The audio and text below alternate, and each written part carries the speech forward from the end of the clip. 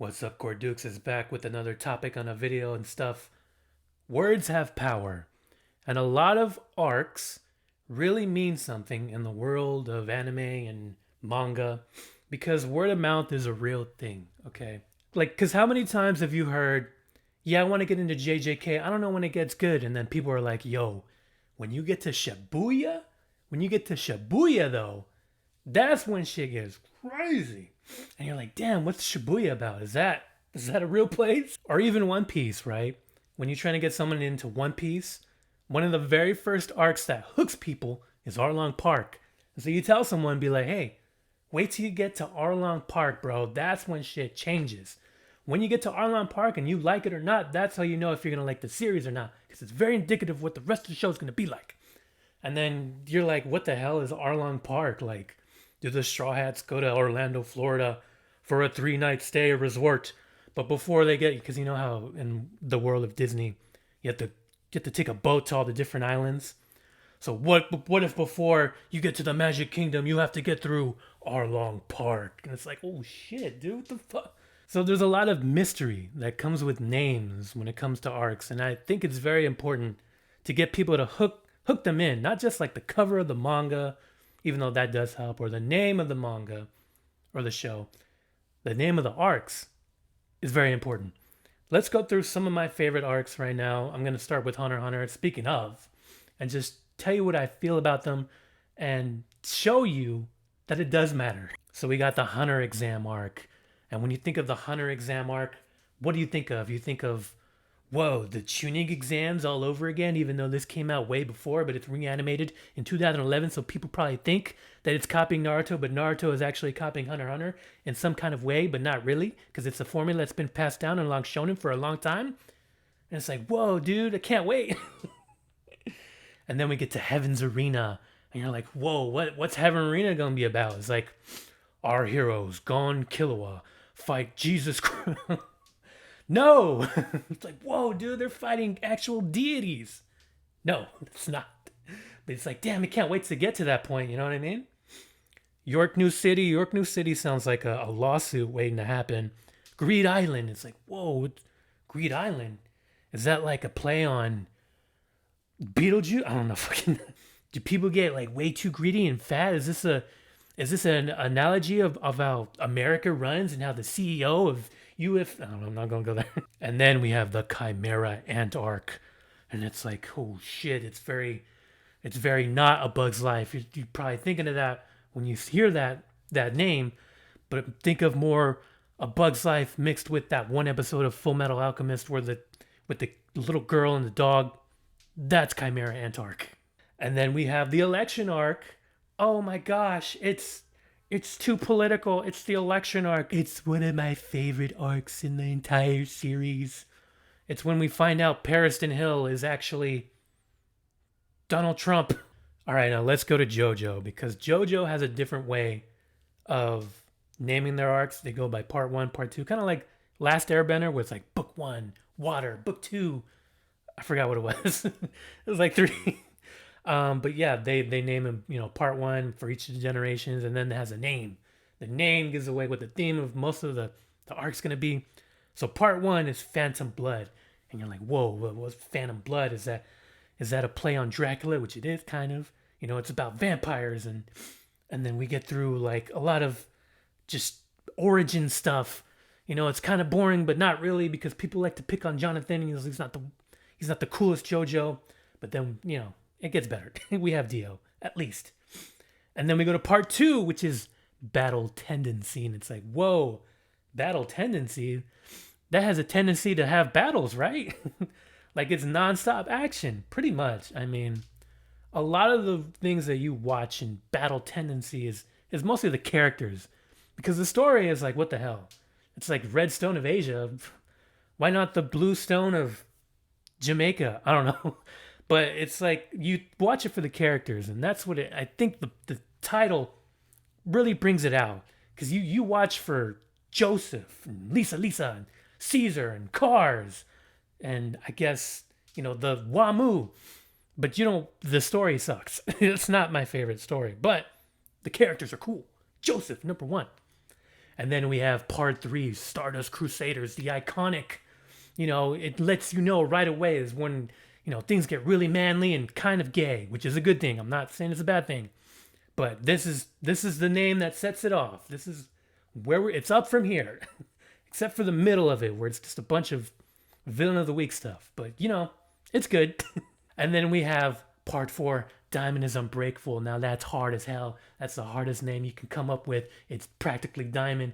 Probably one of the best parts of the entire series. And you're like, whoa, the actual diamonds? Is like, no, bro. It's like, it's just a bunch of slice of life stuff. And then we get a killer. And then, bro, it's like really unbreakable. It's like, what the hell does that mean? And then we have part 5, which is Ventoreo, or should I say Golden Wind. A very expensive fart, if you will. One of the most critically acclaimed in the entire series. Japan loves it. There's a lot of Japan love in there. So you're like, damn, okay. Let me get into Vento Oreo. Sounds like an air vent, golden air vent. And then we have Stone Ocean, which I love. But, the name is like very flat. Stone Ocean. It's like, it's there. I love it. But then, bro, we get to Steel Ball Run. Now that's a name right there.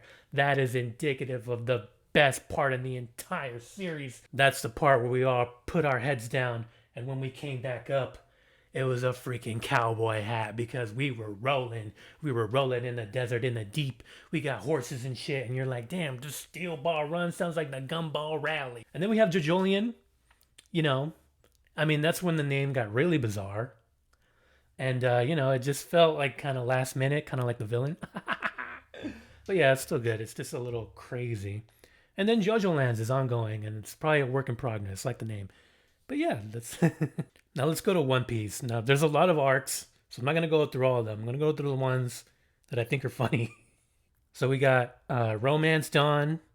Sounds like you got the wrong book. Sounds like you got the wrong manga. You got the hentai version. No, it's the right one. We got Arlong Park, which I talked about. We got Logtown. Sounds like Logtown, which is, I think, the English version. Which is like, damn, like, what's that about? Like, just dropping logs in and out of the water. We got Reverse Mountain. Reverse Mountain sounds like they just went the wrong way. It sounds like they just got lost. Like, Nami was like, sorry, guys, we're supposed to go left. It's like, fuck. Damn it. Reverse Mountain. Alabasta sounds like a racial slur, so I'm going to keep moving. Long Ring Longland sounds like the actual hentai. Sounds like they actually made a hentai in between. And then we get to Water 7 and Enies Lobby. Now, Water 7 and Enies Lobby, if you don't know, is probably one of the most, unanimously, I guess, known to be the best arc in One Piece. Both of them, right? But then you look at the name, okay? Water 7, Enies Lobby. What the hell is that? Water 7? Part of this video is kind of inspired by that Prozede video where he talked about arcs, right? And how funny they were. And he was like, wait till you get to Dog 5. And it's like, is this not a play on Water 7? Because what the hell is Water 7? Anyways, the name is ridiculous compared to how good the arc is. So it's pretty funny to think like that's the pool. Water 7. Are there more than that, or is it 7? Whatever. We have Thriller Bark. Thriller Bark sounds like a zombie skateboard company. A Michael Jackson skateboard company. I always thought it was a cool name. But then, the Summit War. The Summit War. I think Marineford is a cooler name. Summit War sounds like, they're climbing Mount Everest and there just happen to be people up there disagreeing on stuff to the point where they kill each other. But, but then Sabaody Archipelago. Bro, Sabaody Archipelago is one of the coolest names I've ever heard. It is very indicative of how cool that arc is because it's probably, in my opinion, it's probably the best arc next to Water 7, Enies Lobby. Because even the name, it just sounds, it rolls off the tongue. Water 7, Archipelago, I forgot already. It sounds like when Ukiura said, Murcielago. Bro, it's so good, man. I love that name. It's like, damn. Like when he thought of that, he's like, fuck yeah, dude, I got this shit. We got Amazon Lily. Amazon Lily sounds like a porn star. It sounds. Welcome to the island of women, a Bella Danger. Oh shit, go the other way. Fishman Island sounds, as boring as the actual arc sounds. Punk Hazard, I always love that name. Punk Hazard really sounds like they went into the dictionary and just picked two words at random, and they're like, "Oh no, you have like 5 minutes till the deadline. What are you gonna do? What are you gonna name the arc?" And I was like, "Give me a book right now." Dress Rosa, very passionated, too much passion. Sounds like they're about to undress. Sounds very Latin. I go, what the fuck? This is so stupid. Whole Cake Island sounds like diabetes. Wano Country, Wano. Wano sounds too close to mayo. Like imagine you go to Subway and you're like, yeah, I got this, and that. What else do you want? And they're like asking me, and I was like, okay, you got any mayo? It's like no. I was like, we got Wano. I was like, fuck, I guess. So yeah, that was just a taste of some of my favorite arcs, and a lot of how naming really matters, and how it kind of doesn't happen over here with Western shows. With Western shows, it's more about seasons or episodes, right? Let's take The Simpsons, for example. The Simpsons are known to be at its best between seasons 1 and 6, if I remember correctly. And so people always tell them when you recommend The Simpsons, always get to at least 2 through 6, and then that's where the heart of the show is. And then like what 7 through 11 or 12, they're okay, but they're not as good, right? Even though I like those seasons, but no one refers to it as like the Homer Simpson eats too many donuts arc. It's like no, it's more of that or naming episodes, because it's kind of like what I just said, but a little more specific. Because it's like, oh, what's your favorite Simpsons episode? And it's like, oh, who shot Mr. Burns, the two-parter? Everyone was really locked in on that one, or the monorail, or stuff like that. But no one ever, refers to them as arcs, even though characters do have arcs in Western media or in all kinds of media. Not to sound dumb, even though I always do. So imagine, let's take that 70s show for an example. What if that 70s show had arcs like they do in anime? There would be one like the Scientology corruption arc starring Hyde. We have the Kelso dog devastation arc where he plays with like a ton of dogs.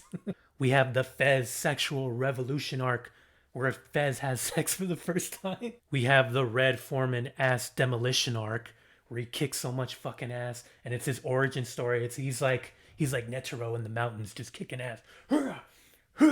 And then Red Foreman came down from the mountains and he was faster than sound, and he challenged the nearest dojo, and he was like, how about I put my foot up your ass before I take you down? We have the Peter Parker assassination arc starring Eric Foreman. And then we have a spin-off movie, which is That 70s Show Zero, which is where Eric Foreman goes to Africa in search of a rope that suppresses cursed energy. I thought it would be fun to make a video like this. I'm sorry, it's very dumb, but I love it. I love making fun of stuff. So let me know what you think. Like, subscribe, and I'll see y'all next time. Bye.